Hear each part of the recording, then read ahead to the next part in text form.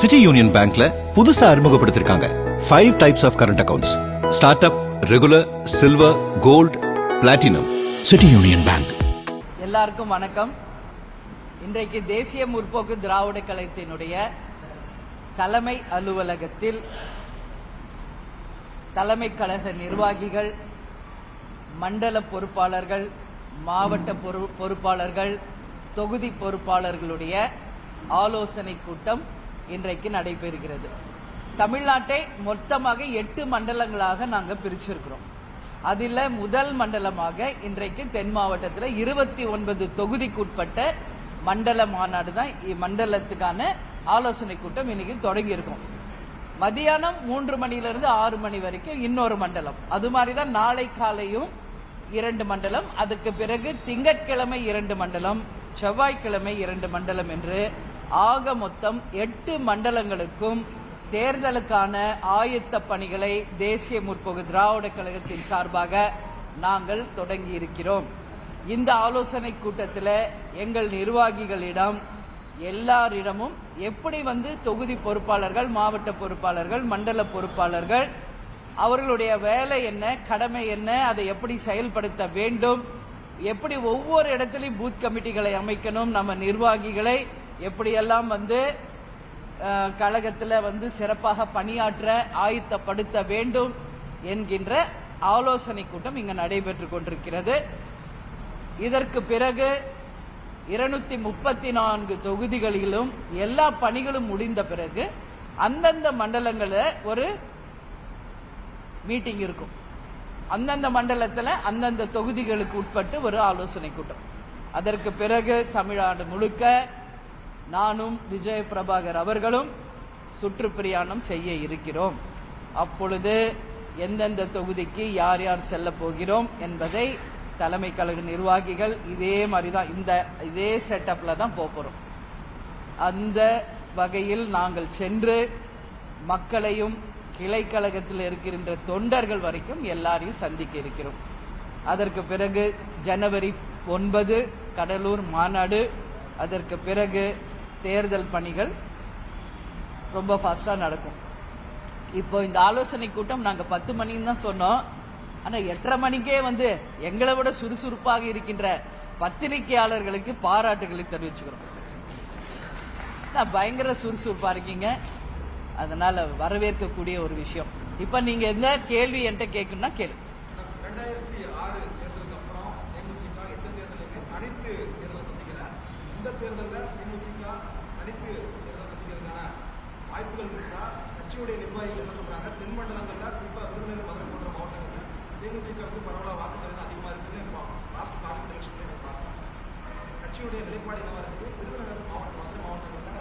இல்ல, தனித்து போட்டியிடுமா தேமுதிக, அதான் உங்க கேள்வி. தமிழ்நாட்டில் தனித்து தேர்தல் களத்தில் இறக்க முடியும் என்பதை நிரூபித்தவர் கேப்டன் அவர்கள். அதை முன்னுதாரணமாக கொண்டு இன்னைக்கு சகோதரர் சீமான் அவர்கள் இருக்காங்க. விஜய் அவர் நிலைப்பாடை இனிமே தெரிவிக்கணும். அதனால இனிமேல நாங்க தனித்து போட்டியா கூட்டணி அமைத்து போட்டியா அப்படிங்கறத இன்னைக்கு இப்பவே நான் சொல்ல முடியாது. நிச்சயமாக தனித்து போட்டியா அப்படின்றதற்கான கேள்விக்கு காலம்தான் பதில் சொல்லும். எனவே நிச்சயமாக அதற்கான சந்தர்ப்பம் வந்தால் அதுக்கு ஒண்ணு நாங்க பயப்படக்கூடியவர்களோ சளைக்கக்கூடியவர்களோ கிடையாது தேசிய முற்போக்கு திராவிட கழகம். ஏன்னா எத்தனையோ தேர்தல்களை, எத்தனையோ இடைத்தேர்தல்களை தனியாகவே களம் கண்டவர்கள். அதனால நாங்க எல்லாத்துக்கும் தான் ரெடியா இருக்கோம், அதுல மாற்று கருத்து கிடையாது. அதனால அதுக்கான நேரம் காலம் வரணும், அதுக்கான காலம் பதில் சொல்லும் என்பதை மட்டும் இந்த நேரத்தில் தெரிவிச்சு.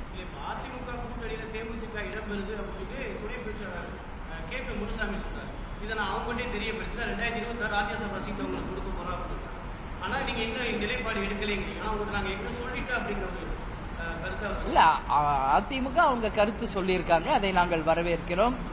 ஏன்னா 2026 ராஜ்யசபா சீட் தரப்படும் என்பதை அவங்க தான் அறிவிச்சிருக்காங்க. இது நான் ஏற்கனவே எல்லாமே உங்ககிட்ட சொன்னதுதான் திருப்பி எனக்கு சொல்ற மாதிரி இருக்கு. 5 பாராளுமன்ற தொகுதி பொறுப்புகளுக்கு நம்ம அறிவித்த போதே ராஜ்யசபாவும் அறிவிக்கப்பட்ட ஒண்ணுதான். ஆனா வருஷம் அதுல குறிப்பிடவில்லை. அதனால நாங்க அப்பவே கேட்டோம் வருஷம் குறிப்பிடுங்கன்னு. அப்படி வருஷம் குறிப்பிடுவது வழக்கத்தில் இல்லை என்று அண்ணன் எடப்பாடியார் சொன்னார். அதைவிட எழுத்துப்பூர்வமா நான் தர்றதை விட என்னுடைய வார்த்தைகள் தான் மிக மிக முக்கியம். ஒரு வார்த்தை கொடுத்தா மாற மாட்டோம் அப்படின்ற உறுதியும் அவர் கொடுத்தார். இப்ப இந்த முறை இல்லை, 2026 ராஜ்யசபா அப்படின்னு சொல்லியிருக்காரு. எல்லா பிரஸ் மீட்லயும் நான் சொல்றதுதான் சொல்றேன், பொறுத்தார் பூமி ஆழ்வார். நிச்சயமாக அதுக்கான காலம் வரும், அதனால வெயிட் பண்ணுங்க.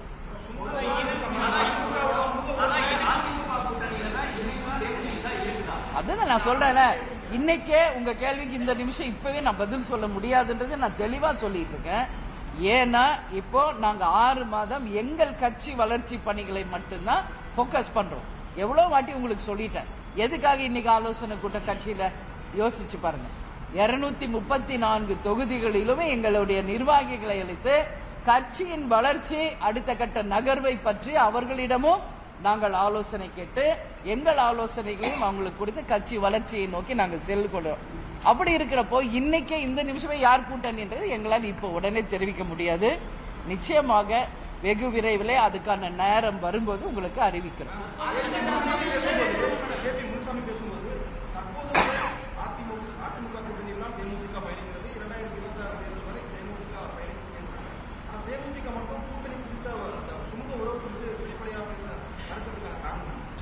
இப்ப அவங்க நிலைப்பாடு அவங்க சொல்லியிருக்காங்கப்பா. தேசிய முற்போக்கு திராவிட கழகத்தினுடைய நிலைப்பாடு நாங்க கொஞ்சம் டைம் எடுத்து சொல்றோங்கிறோம். வேற ஒன்னும் இல்ல டிஃபரன்ஸ். எல்லாமே இன்னைக்கே இந்த நிமிஷமே சொல்லணும்னு ஒன்னும் இல்லையே.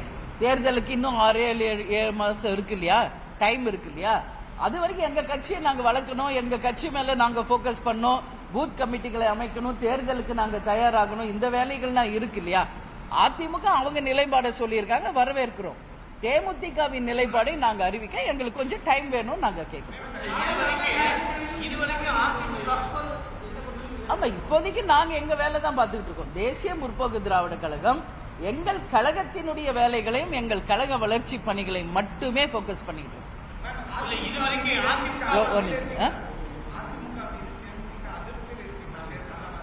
உங்க யூகங்களுக்கு நான் எப்படி பதில் சொல்ல முடியும்? நாங்க எங்கேயாவது யூஸ் பண்ணமா? அப்படி எதுவும் இல்லையே.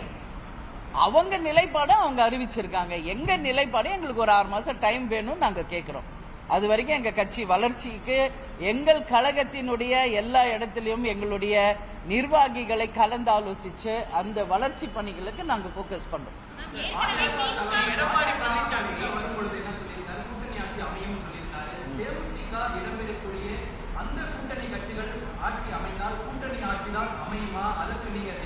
இது 2 நாளைக்கு முன்னாடியே நான் சொல்லிட்டேன் கரூர்லயே. அப்படி கூட்டணி ஆட்சி அமைந்தால் வரவேற்கக்கூடிய ஒரு விஷயம் தான், தப்பு ஒண்ணும் கிடையாது. இன்னைக்கு எல்லா மாநிலங்களிலும் கூட்டணி ஆட்சி நடக்குது, தப்பு ஒண்ணும் கிடையாது. அப்படி ஒரு சூழ்நிலை வந்தால், கூட்டணி ஆட்சி வந்தால் நல்லது தானே. எல்லா அதிகாரம் ஒரே மையத்துக்கு போறதுக்கு பதில் பகிர்ந்து அளிக்கப்படும் பொழுது மக்களுக்கும் நாட்டுக்கும் நல்ல விஷயங்கள் நிறைய நடக்கும். அப்படி ஒரு சூழ்நிலை வந்தால் வரவேற்கத்தக்க ஒரு விஷயம். இதுக்கு முன்னாடி அதிமுக கோஷத்துக்கு எடப்பாடி பேசும்போது நாங்க வெளிப்படையா சொல்லவே இல்லையா, தேமுதிக ராஜ்யசபா சீட் கொடுக்கணும்னு சொல்லவே இல்லை. ஆனா இன்னைக்கு கேட்டு முனுசாமி அதை ஒத்துக்காரு. 2 முரண்பட்ட கருத்தா இருக்கு.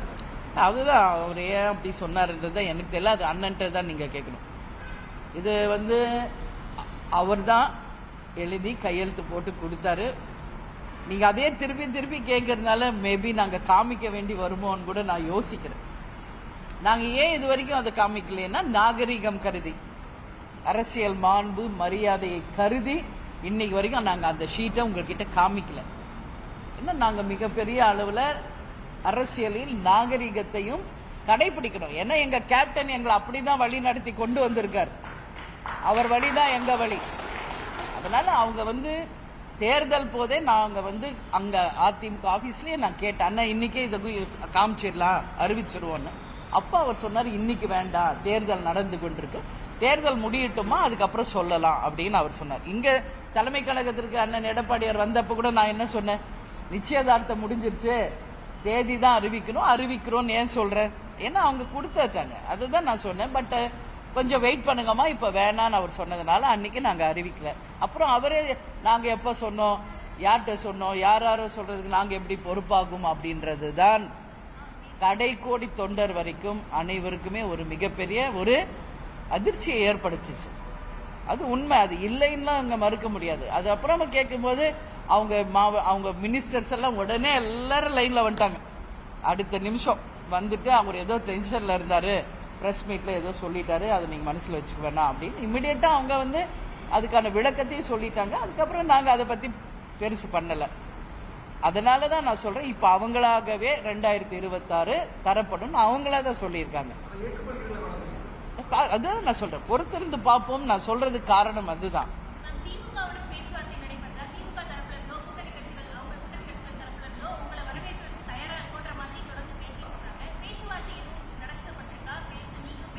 இல்ல, எல்லா கேள்வியும் எங்ககிட்டயே கேக்குறீங்களே, ஆட்சியாளர்கள் தானே.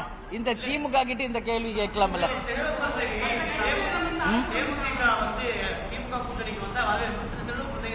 ஆமா ஆமா.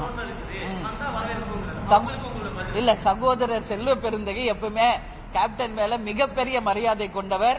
அதற்காக அவருக்கு தேமுதிக சார்பா எங்க நன்றிகளை தெரிவிச்சுக்கிறோம். அதே மாதிரிதான் அண்ணன் திருமாவளவன் அவர்களும் சொல்லியிருக்காரு. அது அவங்கவுங்க கருத்து. பட் தலைமை பொறுப்பில் இருப்பவர்கள் யார்? முதல்வரும் திமுகவும் தான். அவங்க தான் அவங்க கருத்து என்னன்றதை சொல்லணும். எனவே பத்திரிகை சகோதரர்கள், நீங்க இந்த கேள்வியை அவர்களிடம் கேட்க வேண்டும் என்று கேட்கிறேன். அதெல்லாம் யூகத்துக்கு நான் பதில் சொல்ல முடியாதுல்ல. ஒருத்தர் ஒரு கருத்து சொல்றாங்க. அவர் செல்வ பெருந்தகை அவர் கருத்தை சொல்லியிருக்காரு. இது அவங்க சொல்லிதான் அவங்க சொன்னாங்களான்றதுக்கு நான் எப்படி பதில் சொல்ல முடியும்? யூகங்களுக்கு நான் பதில் சொல்றது கிடையாது எப்பயுமே.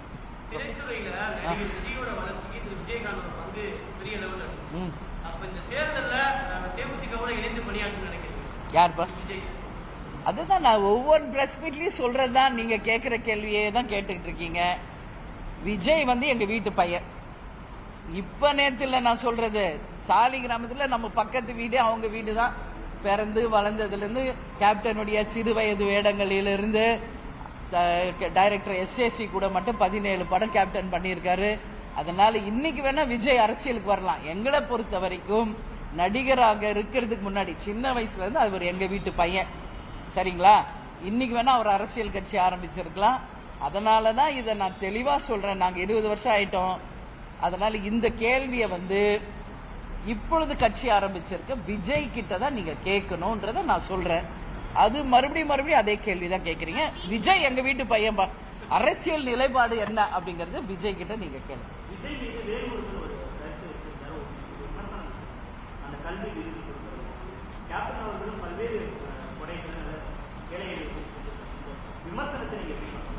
விஜய் வந்து எல்லாரும் மேல இப்படி தோல் மேல கை போட்டு வந்து போட்டோ எடுக்கிறாரு. அது ஒரு சர்ச்சைன்னு சொல்றாங்க. பட் அரண்டவன் கண்ணுக்கு இருந்ததெல்லாம் பேய் அப்படின்ற மாதிரி நம்ம செய்யற எல்லா சின்ன சின்ன விஷயமும் நம்ம நெகட்டிவா பார்த்தா அப்படிதான் தெரியும். பட் ஒரு ஃப்ரெண்ட்லியா, ஒரு பாசிட்டிவா நீங்க யோசிச்சு பாருங்க. ஒரு அன்பாக தட்டி கொடுக்கிறாரு அப்படின்னு கூட நம்ம எடுத்துக்கலாம் இல்லையா? அது மாதிரி எல்லாமே நம்ம தப்பான விஷயம்ல பார்க்க தேவையில்லை. அவரு வேல்முருகன் அவர்கள் சொல்றாரு அப்படி பண்றது தவறு, பெண்கள் மீது இப்படி கை போட்டு எடுக்க கூடாது என்று சொல்றாரு. அவர் கருத்து, அவருடைய கருத்து. அதை நம்ம வந்து எதுவுமே வந்து கமெண்ட் பண்ற கூட நிலையில நம்ம கிடையாது. பட் எங்களை பொறுத்த வரைக்கும் இது ஒரு அவங்களை தட்டி கொடுத்து அவங்களை மோட்டிவ் பண்றதா தான் நாங்க நினைக்கிறோம்.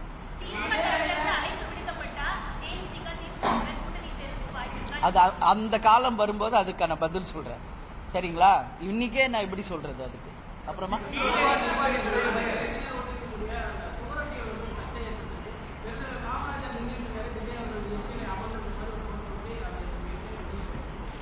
ஏன்பா எங்க கட்சியை பத்தியே கேட்க மாட்டேங்கிறீங்க? எப்ப பார்த்தாலும் அடுத்த கட்சி பத்தியே எங்க கிட்ட கேட்டா நான் இல்ல, அது நான் எப்படி பதில் சொல்ல?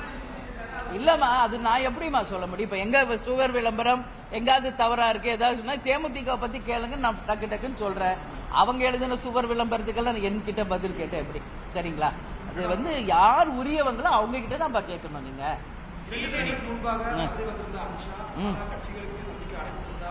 சரிங்க, எந்த கட்சியும் அவங்க அழைக்கலன்னு தானே வந்துச்சு. ஒன்லி பாஜக மீட்டிங் தான் நடந்தது. கூட்டணி கட்சி அவங்க யாருமே பங்கேற்கலையே. அப்ப நீங்க கேட்கிற கேள்வியே தவறு தானே. அவங்க கட்சி ஆலோசனை கூட்டம் தான் நடந்துச்சு.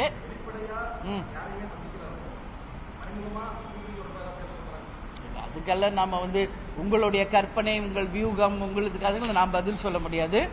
அவங்க கட்சி ஆலோசனை கூட்டம், அதுல அவங்க கலந்துக்கிட்டாங்க, அவர் போனார். இவ்வளவுதான் எங்களுக்கும் தெரியும். அதுக்கப்புறம் எங்களுக்கு வேற எதுவும் தெரியும். கீழடி அகழ்வாய்வை அங்கீகரிப்பதற்கு இன்னும் அறிவியல் ரீதியான தரவுகள் தேவை என்று மத்திய அமைச்சர் சொல்லியிருக்காங்க. தமிழக அரசு இதுக்கு எதிர்ப்பு தெரிவிக்கும். நீங்க எப்படி பாக்குறீங்க? இல்ல, நான் என்ன சொல்றேங்க, கீழடி எதிர்ப்பு தெரிவிச்சுட்டே இருக்குது, அங்கீகரிக்கவே மாட்டேங்குது. கீழடி அகழ்வாய்வு கேப்டன் இருந்த போதே நேரடியாக சென்று நாங்களே பார்த்தவங்க தான். தமிழ் இன்னைக்கு தொன்று தொட்டு பாரம்பரியமான ஒரு மொழி, கலாச்சாரம் எல்லாத்தையுமே நம்ம தமிழ்நாட்டில் கொண்டு வந்தவங்க தான். இதை விட இன்னும் நம்ம சொல்லணும்னா குமரிகாண்டம், அங்கதான் தமிழே உருவானதுன்றதெல்லாம் இருக்குங்க வரலாறு. அதனால நம்மளுடைய வரலாறை போற்றுவோம், பாதுகாப்போம் என்பதுதான் தேமுதிகவின் நிலைப்பாடு. அதற்கு மத்திய மாநில அரசுகள் உறுதியாக சப்போர்ட் பண்ணணும்னு நான் கேட்டுக்கிறேன்.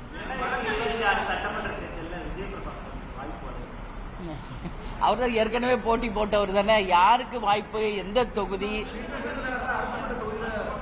அதான் இப்ப இன்னைக்கே நான் பதில் சொல்ல முடியாதுல்ல. என்ன நாளைக்கு கூட்டணி அமைப்போமா, எந்த தொகுதி, யார் வேட்பாளர், எந்த தொகுதி நமக்கு கிடைக்குது, இவ்வளவு கொஸ்டின்ஸ் நம்ம கிட்ட இருக்கும்போது இன்னைக்கு உங்களுடைய கேள்விக்கு நான் பதில் சொல்ல முடியாது. கண்டிப்பாக வெகு விரைவில், அதாவது அந்த ஜனவரி வாக்குல எந்த தொகுதி, யார் வேட்பாளர்கள் என்பது முதல் கொண்டு நாங்க உங்களுக்கு தெளிவாக சொல்றோம். ஏன்னா இன்னைக்கு ஒரு வார்த்தை சொல்லிட்டு தவறாக போகக்கூடாது. நிச்சயமாக யார், எந்த தொகுதி, எத்தனை தொகுதி எல்லாமே உங்களுக்கு அறிவிப்போம்.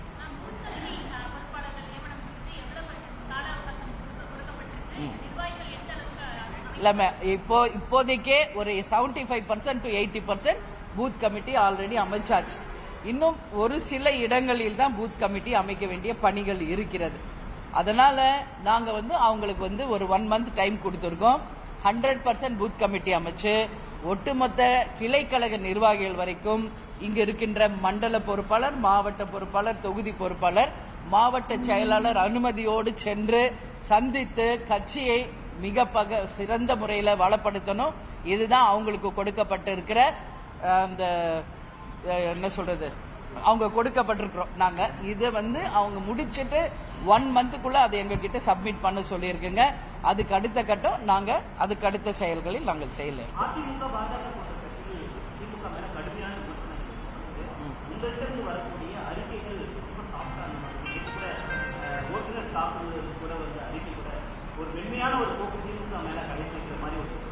அப்படி அது பாக்குறவங்க கண்ணோட்டத்தை பொறுத்ததுப்பா.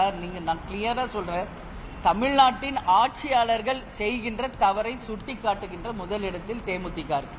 அதுக்காக காரசாரமா கோபமா பேசணும், அதுதான் அரசியல் நாகரிகம் என்பது கிடையாது. அரசியலில் நிறைய விஷயங்கள் இருக்கு.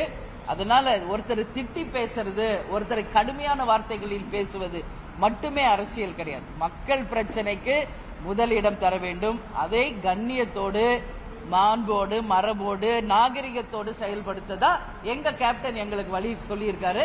அந்த வழியில தான் நாங்கள் சென்று கொண்டிருக்கோம். அதுதான் இப்ப ஆலோசனை கூட்டமே அதுக்குதான். சரிங்களா? இனி பாருங்க, கொஞ்சம் கொஞ்சமா நீங்க பாருங்க எவ்வளவு இளைஞர்கள், எவ்வளவு பெண்கள், எவ்வளவு உறுப்பினர்கள் தேமுதிக இருக்கிறார்கள் என்பதை உங்களுக்கு புள்ளி விவரத்தோடு நாங்கள் மாநாடுக்கு முன்பே தெரிவிப்போம். சரிங்களாமா? சந்தோஷம், உங்க எல்லாரையும் சந்திச்சது நன்றி.